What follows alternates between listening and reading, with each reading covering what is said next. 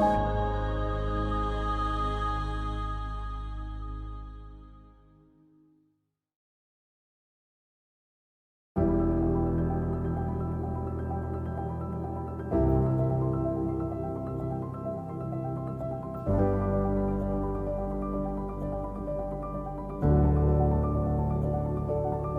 and welcome back.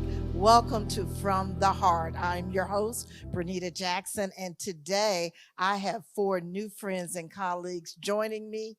Today we are going to talk about the care in foster care. We're talking about our beloved community and the children in that community.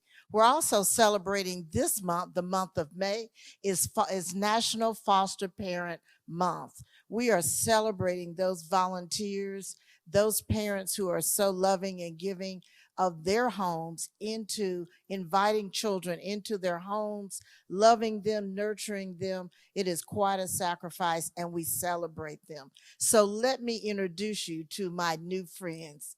If you were to look, I'd like to introduce you to my new friend, Dee Dee Artist. She is the director of Douglas County Department of Family and Children's Services. She hails from Akron, Ohio, and she is a graduate of the University of Akron. Sitting right next to her is Millicent Houston. She comes to us from Milwaukee, Wisconsin, and she is the permanency administrator for foster care and adoption at Douglas County Department and Family and Children's Services. Sitting right next to me in this beautiful blue is my new friend. This is Judge Natalia Nurse. She is a graduate of the University of Georgia Law School. She is the associate judge in Douglas County for juvenile court. And certainly my new friend right here on the end is Katie Hilbert. She is the administrator of Children's Voice CASA Incorporated, a graduate of the University of Georgia. So we invite you in, ladies. Call your friends, call your relatives. We are about to have a conversation you don't want to miss. As we begin to talk about our children, our most precious among us, sometimes there are situations in our families that require help from the beloved village. And in this case, it would be foster care. So, Dee Dee, I'm going to ask you, tell us what we look like in Douglas County in terms of numbers, in terms of foster parents here in our region.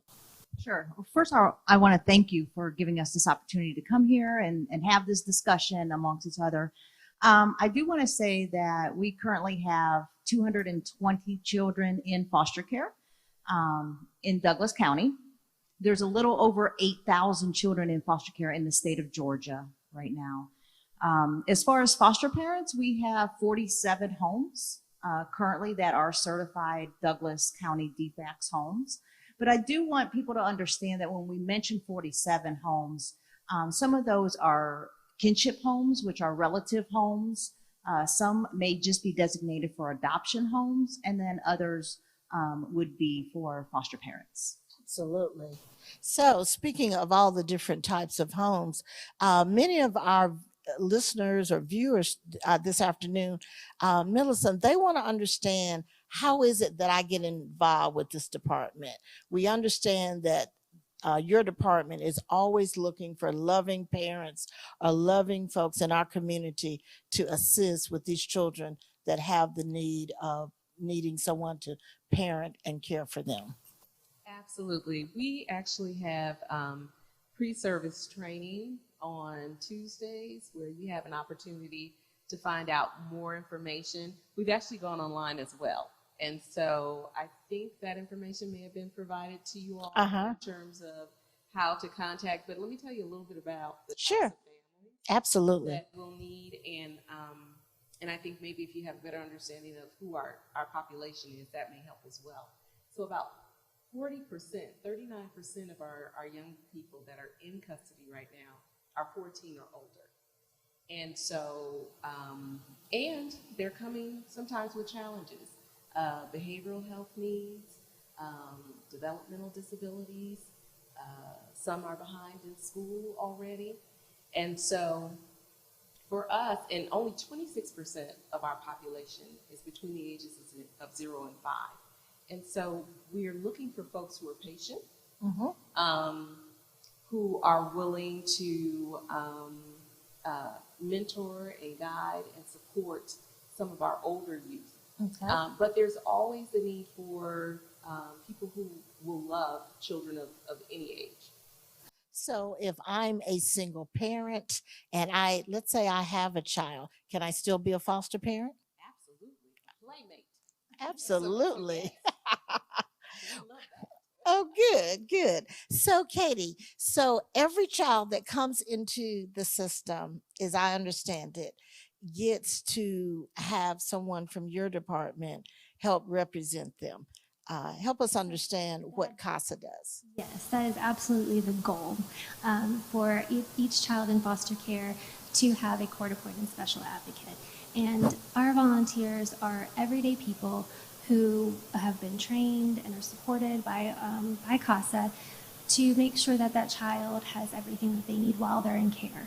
They advocate for their best interests, and we get the pleasure of serving at a judge nurse's court, and that means that our volunteers go to court, help provide unbiased information to judge nurse so that she has all the information she has that she needs, and that we really just act as a safety net to ensure that that child gets what they need and that they're not falling through the cracks. And so we absolutely need more volunteers always. We're always recruiting. And we have a pre-service training requirement, and I believe we've given all of the information on our website. Absolutely. So, as we end our program, you all will be able to see contact information for Department of Family and Children Services and for CASA. Now, Judge Nurse, you are the gatekeeper for juvenile. Policies are set. And so many that are watching us this afternoon, they don't know that before a child comes into care, that there really has to be someone looking at that. But as I understand it, the juvenile judge holds a really unique place in our community, not just from the judicial standpoint, but from the advocacy and from a very caring standpoint. Can you kind of tell us how you interface with this department and CASA as well? So I'd like to think that we operate as sort of a team approach with the vast majority of cases that we see. The end goal is to get that child or children back home. Foster care is meant to be temporary to allow the parents or caregivers to address the issues, whether it be substance use, mental health issues, those sorts of things. And once they have done that and we've seen behavior change and it's safe for those kids to go back, that's what we ideally like to do. I will say that, yes, I am one of the gatekeepers, but I do have a chief judge who appointed me. And so it's two of us, Judge Michelle Harrison. We are both on call 24 hours a day, 7 days a week.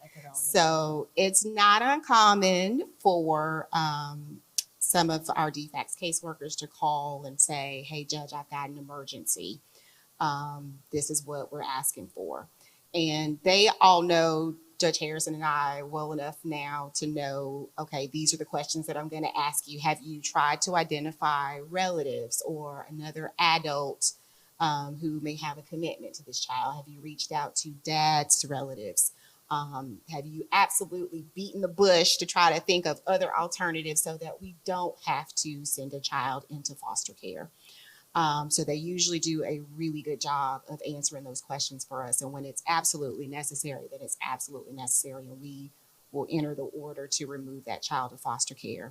You and I, Bernita, were talking a little bit before the show about, there's a misconception that DFACS is just on the prowl and they're looking to come and take children. That could not be further from the truth.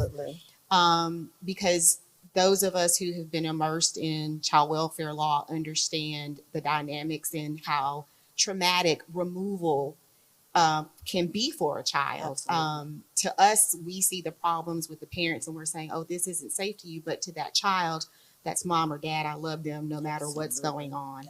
And so we absolutely try our best to remedy that and look at alternatives before we do that. Today, chopped steak. We're gonna have that 40 weight gravy on it and those chopped onions, and we're gonna slather that over some white rice. And man, I got this knock your socks off Bacardi rum pound cake. Y'all ready to eat? Let's go.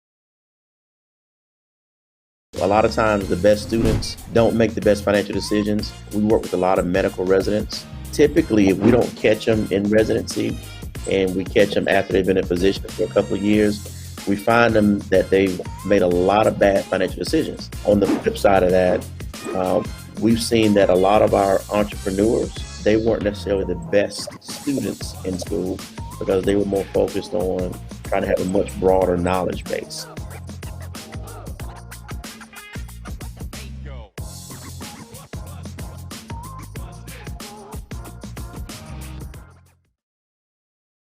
So you were mentioning family preservation, Dee Dee, and I guess Millicent. What happens when this child, say, is placed into care? But what is happening with the family? What's happening with mom and dad? What opportunities or what is happening with them while we have a child placed into with a foster parent? There's well, there family preservation efforts Okay. to literally preserve the family, but there is a family preservation program, and those are intact families. And so an investigator has gone out, they've assessed the situation, and they've determined that, you know, the safety level or the safety threat doesn't rise to the level that we need to remove the child from the home. So they can stay in the home with a plan, with a safety plan, and then that's monitored. However, when children are removed, that parent or parents receive a case plan, and so they have to regularly work through those issues that, and it's monitored every 6 months. We go back in court and we monitor their progress to see how they're progressing towards their case plan goals, and we're on a time frame.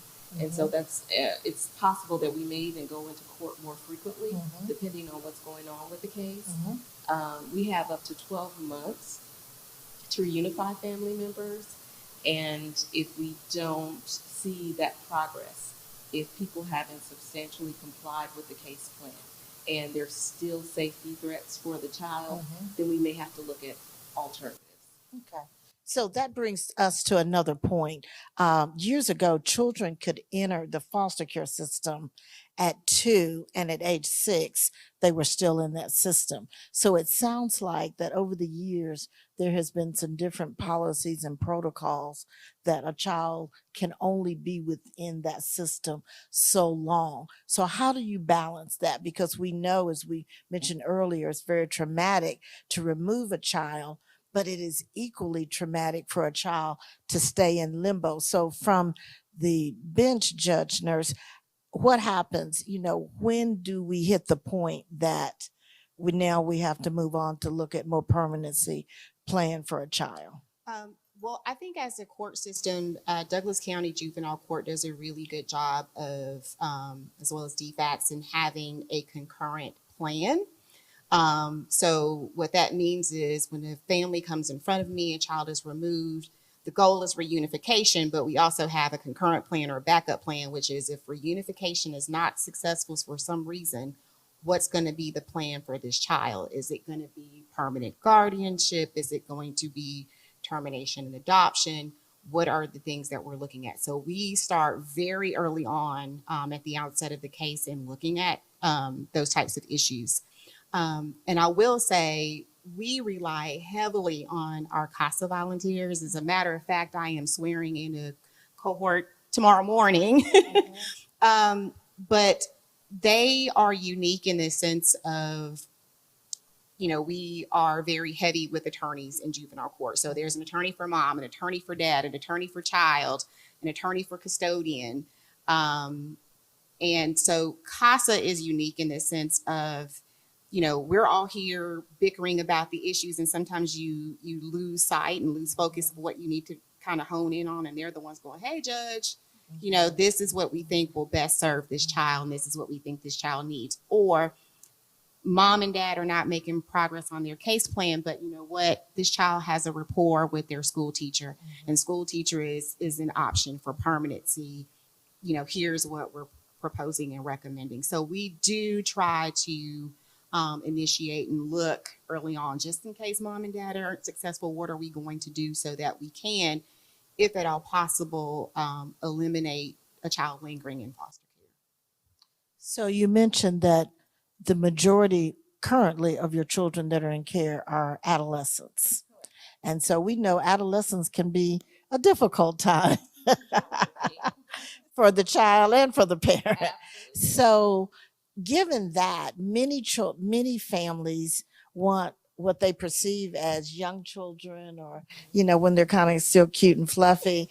And so adolescence is a bit different because it depends on what phase we're in this week. You know, we may be in a dark phase this week, and we may be a flower child by next week. So how is it that with an adolescent that you're able to get them into forever homes? Because I realize that many people who are looking to adopt or to foster for a long period really often favor the younger child. So what is it that you have to do to prepare the community to understand that these adolescents really need?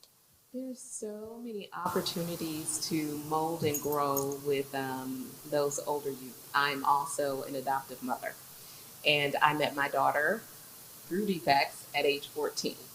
So for me, I can sell it because I believe it. Right. It's they're more independent. There are levels of engagement that you can have with your adolescent that you're not going to be able to have with your 4-year-old, that you can't have with a 14 or 15 or 16-year-old. And so I find them hilarious. They keep me young. They explained to me what CAP was. I thought that was something that goes on your head. But they, in terms of just, some of it's just a matter of who you have a heart for. Okay. I do have a heart for teens. And so for me, it's very easy. That's not a difficult one, but I do think it requires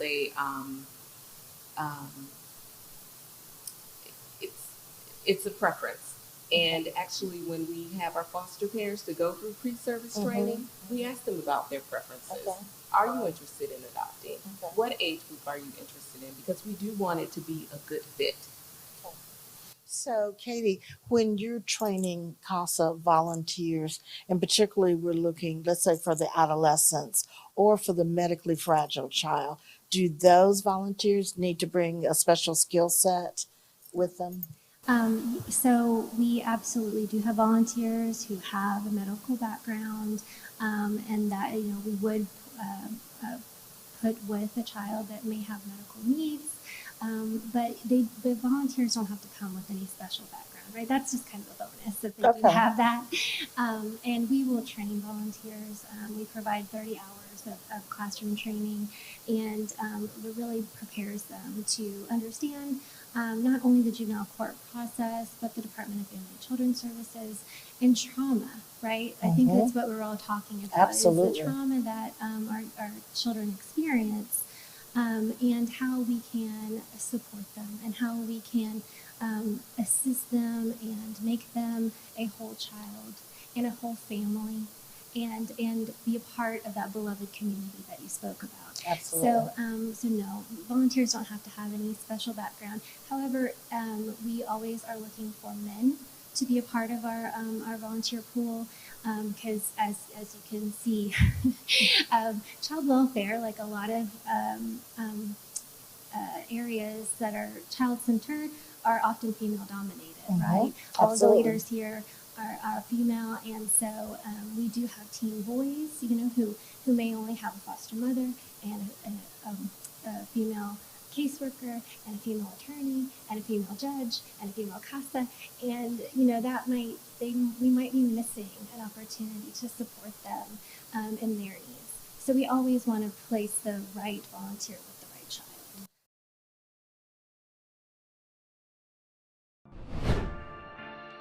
Well, at first, I think they thought that he was imaginary.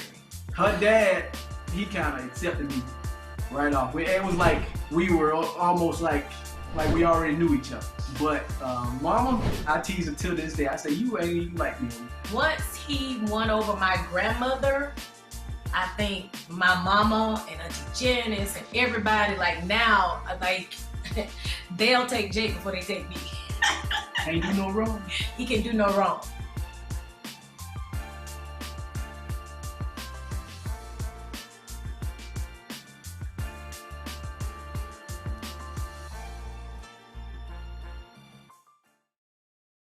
When I was in foster care, I never knew when I would have to move, so I always had my suitcase ready to go. Then one day, I was adopted. My new parents opened their hearts and home to me. My parents cook my favorite breakfast for me every morning. My parents take me on trips I never thought I would go on. They gave me a home and an even better reason to use that suitcase. My parents aren't perfect, but they're perfect for me. Can we actually trust the information that we're receiving about COVID-19? And can we trust the vaccine itself as it relates to people of color? I feel so intimately connected to this topic of mistrust as it relates to the African American community because of the unethical practices of the past that we've experienced. As far as trusting the information that we receive about the vaccine, I would advise persons listening is to consider the source of your information.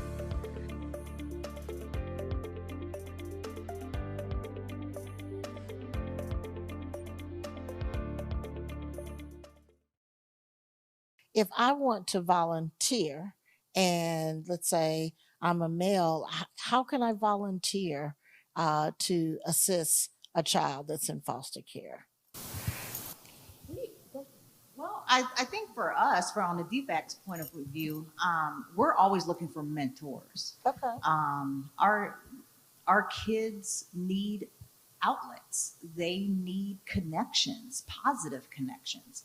And I think sometimes adult males who may be involved with sports can bring those kids in and have that fellowship, but also have the connections and the outlet and the encouragement and just modeling positive behaviors to these, especially our young men, our young men youth. I think it's really important. But even for our females, we have a lot of females, when we're talking about the kids that are coming into our care, they've experienced trauma. Yes. And as Judge Nurse had alluded, it is still their mom and dad, but we see that mom and dad has some things to work on and may not have allowed a healthy environment for these kids to grow up to be healthy adults.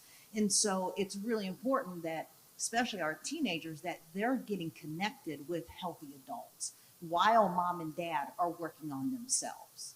And so that way, they can learn those skills as they're remaining in our foster care, so that when they do return home, as our first goal is that, they can take those learned lessons and apply them when they're back home with mom and dad.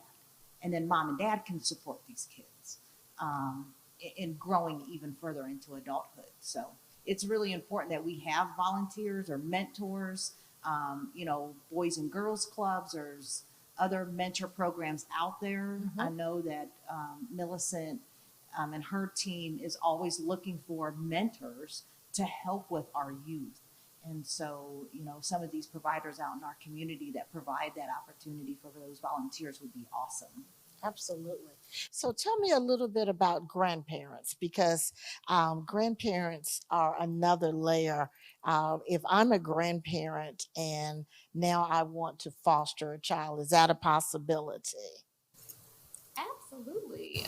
You can foster your own grandkids. Sometimes that happens. Or if you've raised your kids and you have a heart full and maybe some empty bedrooms, we encourage you to participate as well. You can be as young as 25, and I don't know that we've set an age limit on how old you need are to foster. Well, that's amazing, because I think there are folks in the community that are probably watching now that understand that there is a problem, but didn't understand the depth of the problem. So help me understand resources for these young people. So if I foster a adolescent, one who has experienced trauma, we know trauma is either experienced or witnessed, and most of the children, I'm sure, fall in one of those two categories. Are there resources to help me help this child move into a healthier state? Nearly all of our children that are in custody are participating in some type of therapy, individual therapy, family therapy.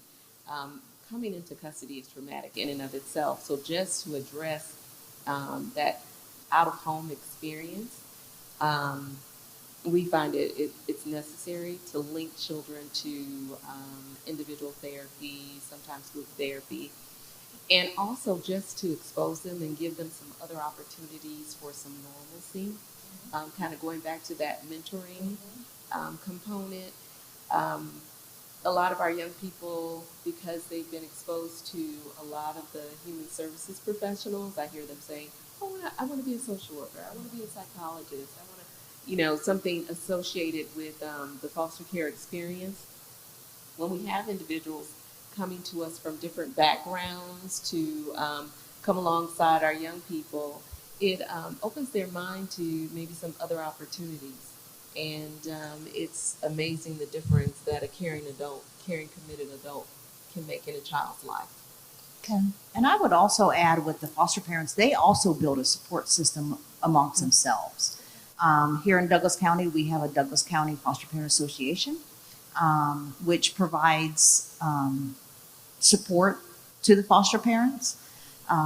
They also, within our region in the state of Georgia, we have a 24-hour conference line, phone line, that foster parents can call and actually speak to another foster parent within the region if they're having trouble dealing with a certain particular behavior of a child, or they have some questions about medication, or maybe want to find resources for the child in their home. They're just not sure where to look for them. So they can call this host line and state their question, and it'll be answered by a peer of theirs. So we tried to provide support to our foster parents. I think we all agree that foster parenting is tough. And so, they need just as much support as, the parents or the children or the foster care staff that do the work. They need that support too, and that's offered to them. So, Judge Nurse, these identified resources, is it just something that is on a plan that would be a good idea, or does those resources or the request for those resources come down by order? Is that something that comes back to your court and is reviewed and then placed as a matter of something that the court is going to monitor? So typically, when we come back for periodic reviews of a case, the guardians ad litem and CASA have filed reports giving the court an update of what's going on with the child.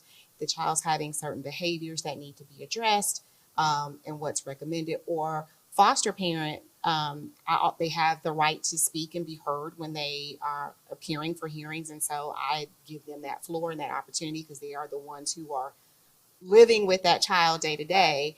And if they have concerns about a certain behavior or a recommendation, then we hear them, and we have a dialogue about what needs to happen and what needs to be ordered. If the child needs an updated psychological assessment, or maybe a medication change may be appropriate. So absolutely, we keep that dialogue open for them to discuss those things with us, and we can often either update our case plans or put that in an order that those things and services need to happen. Wonderful. So what happens to our children? I came into foster care later. Now I'm high school graduation. I'm about to age out. What happens? Young people are actually allowed to sign themselves back into custody voluntarily and can remain in care up till age 21.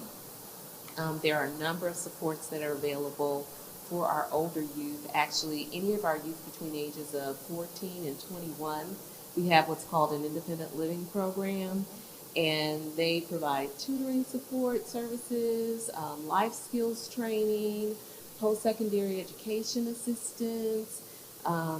There's any number of, individual development accounts where they actually match funds that the young people earn.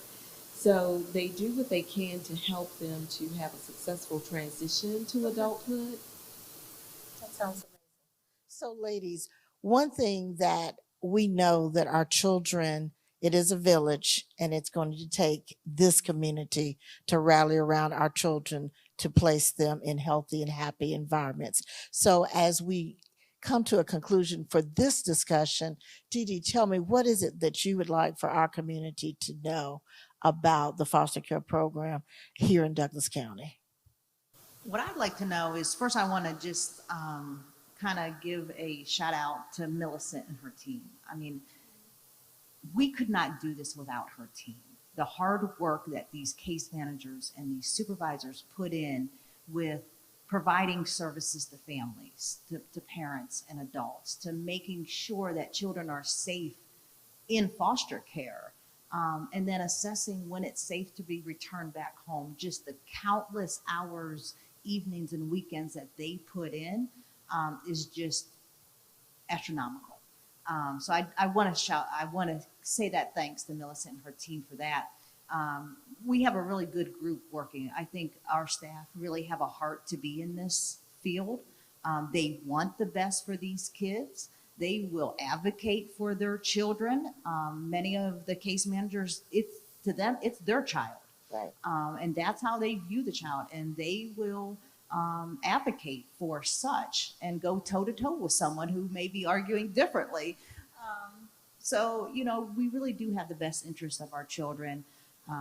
We have services that are available in Douglas County for our parents in working on the concerns or the issues that have been identified that places the children in a unsafe environment, so that we can work toward keeping them on track to move these kids back home. And our whole goal is, as Judge Nurse indicated, foster care is meant to be temporary.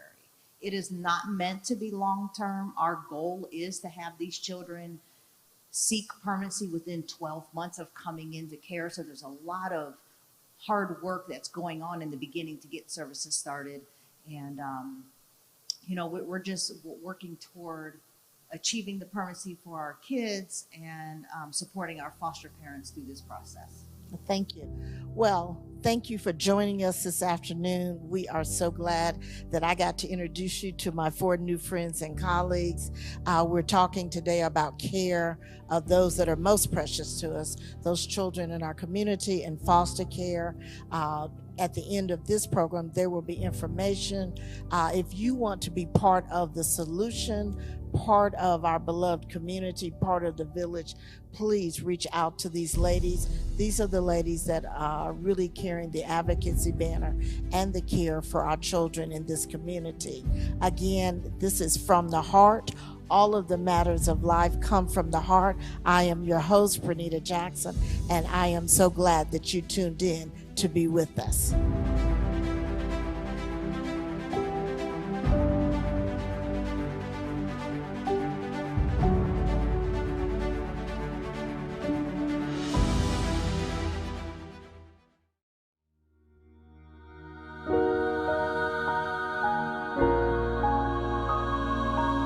Thank you.